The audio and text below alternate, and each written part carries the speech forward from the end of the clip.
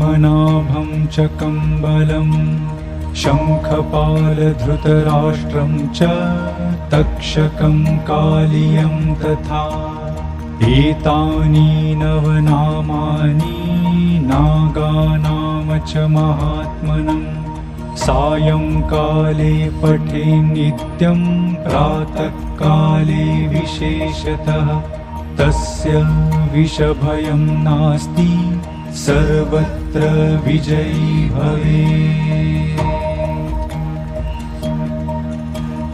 अनन्तं वासुकिं शेषं पद्मनाभं च कम्बलं शङ्खपालधृतराष्ट्रं च तक्षकं कालियं तथा एतानि नवनामानि नागानाम च महात्मनं सायंकाले पठे नित्यं प्रातःकाले विशेषतः तस्य विषभयं नास्ति सर्वत्र विजयी भवेत्।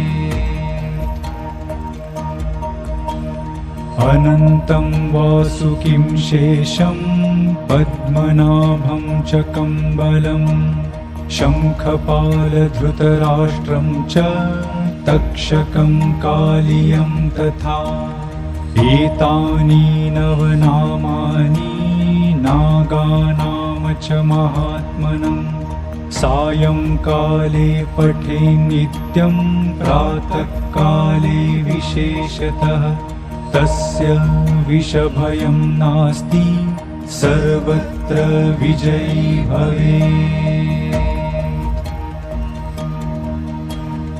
अनन्तं वासुकिं शेषं पद्मनाभं च कम्बलं शङ्खपालधृतराष्ट्रं च तक्षकं कालियं तथा एतानि नवनामानि नागानाम च महात्मनं सायंकाले पठे नित्यं प्रातःकाले